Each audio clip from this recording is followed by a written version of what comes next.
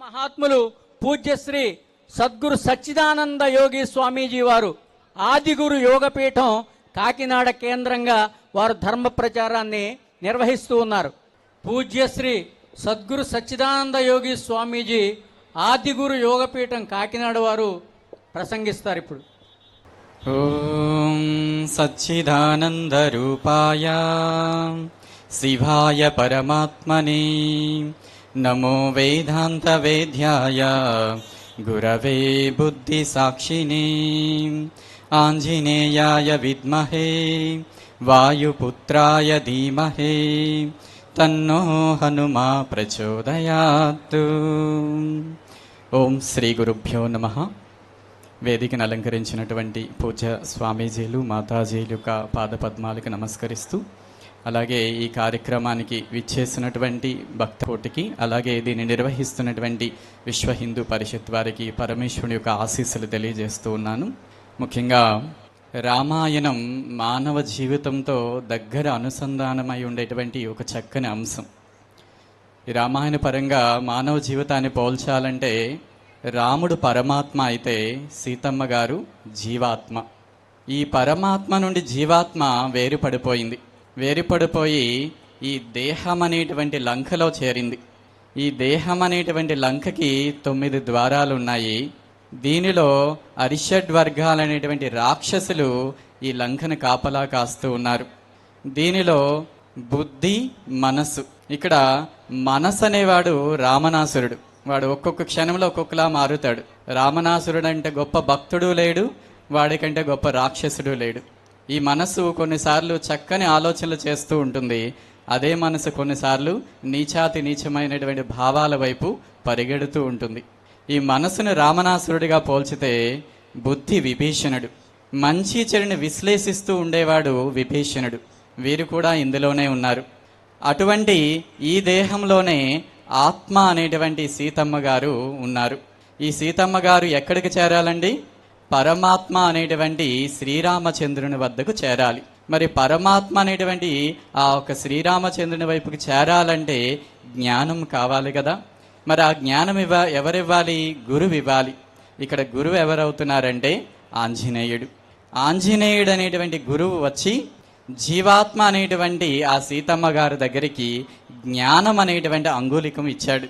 ఆ జ్ఞానం అనేటువంటి అంగుళికం ద్వారా సీతమ్మ గారు శ్రీరామచంద్రుడు ఎక్కడున్నారు, ఏంటి, ఆయన వస్తున్నాడు అనేటువంటి జాడను ఆవిడ తెలుసుకుంది. తద్వారా ఆవిడ తదుపరి ఆ గురువైనటువంటి హనుమంతుడు ద్వారా ఆ జ్ఞానం అనేటువంటి అంగుళికం ఎప్పుడైతే వచ్చిందో అప్పుడు ఈ తల్లి అయినటువంటి ఈ జీవాత్మ అనేటువంటి సీతమ్మ ఆ శ్రీరామచంద్రుడు అనేటువంటి పరమాత్మను చేరుకుంది. కాబట్టి ఇక్కడ హనుమంతుడు గురుస్వరూపుడు. సో గురువు అనేటువంటి వాడు జ్ఞానం ఇస్తేనే లోపలున్న జీవాత్మ పరమాత్మను చేరుకోగలుగుతుంది. రామాయణంలో ప్రధానమైనటువంటి పాత్ర పోషించిన వాడు ఆ ఒక్క హనుమంతుడు. అలాగే మన లోపల 3 గుణాలు ఉంటాయి: రజోగుణం, తమోగుణం, సత్వగుణం. రామాయణాన్ని మనం పరిశీలించి చూస్తే ఈ రామాయణంలో ముఖ్యంగా లంకలో ఈ 3 గుణాలు ఉన్నాయంట. ఇక్కడ రజోగుణం అంటే ఏంటి? నేను, నాది అనే అహంకారం రజోగుణం. ఇది ఎవరికి ఉందయ్యా అంటే ఆ రావణాసురుడికి ఉంది. సో నా రాజ్యం, నేనే గొప్పవాడిని అనేటువంటి నేను అనే అహంకారం ఆ రావణాసురుడిది, ఆయనది రజోగుణం. అదే లంకలో తమోగుణంతో ఒకరు ఉన్నారు. ఎవరయ్యా అంటే కుంభకర్ణుడు. తమోగుణం అంటే నిద్ర, బద్ధకం. ఇవి ఎవరికి ఉన్నాయా అంటే ఆ ఒక్క కుంభకర్ణుడికి ఉన్నాయి. వాడు కూడా రాక్షసుడే. అయితే వీరిద్దరికి భిన్నంగా విభీషణుడు కూడా ఆ తల్లి కొడుకే. ఆయనకు ఉండేటువంటి గుణం ఏంటయ్యా అంటే సత్వగుణం. ఏది మంచి, ఏది చెడు అని విశ్లేషించగలిగేటువంటి గుణం ఆ ఒక్క విభీషణుడికి ఉన్నాయి. మరి అటువంటి తమో గుణం ఉండేటువంటి కుంభకర్ణుడు అంతరించిపోయాడు. రజోగుణం ఉండేటువంటి రామనాసురుడు అంతరించిపోయాడు. సత్వగుణం ఉండేటువంటి ఆ ఒక్క విభీషణుడు మాత్రమే అక్కడ మిగిలాడు. తదుపరి చక్రవర్తిగా మారారు. మరి శ్రీరామచంద్రుడిది ఎటువంటి గుణమయ్యా అంటే శుద్ధ సత్వగుణం. భగవంతుడిది శుద్ధ సత్వగుణం. సో మనం మనలోని ఈ త్రిగుణాలని జయించి ఏదైతే శుద్ధ సత్వగుణమైనటువంటి ఆ గుణాన్ని మనం ఎప్పుడైతే అలవర్చుకుంటామో అప్పుడే ఆ శ్రీరామచంద్రుడికి దగ్గర అవుతాము అని చెప్తున్నారు. అదేవిధంగా మనం ఇక్కడ గమనించినట్టయితే ఈ రామాయణ చరిత్రలో మనం చూసినట్టయితే సీతారామ సమేతంగా లక్ష్మణుడు ఆ అరణ్యంలో ఉండేటప్పుడు అక్కడికి వచ్చినటువంటి శూర్పణఖ కేవలం రాముని మాత్రమే చూసింది కామవాంఛతో. మరి అటువంటి రాముని మాత్రమే చూసినటువంటి శూర్పణఖ కూడా అంతరించిపోయింది. అక్కడ ఉండేటువంటి సీతారామ లక్ష్మణుల్లో సీతను మాత్రమే చూశాడు ఆ ఒక్క రామనాసురుడు. అదే కామవాంఛతో వాడు కూడా అంతరించిపోయాడు. సీతా సమేతుడైనటువంటి ఇద్దరిని కూడా భక్తితో చూసినటువంటి హనుమంతుడు ఏమయ్యాడండి? భవిష్యత్ బ్రహ్మ కాబోతున్నాడు. మీకు తెలుసా?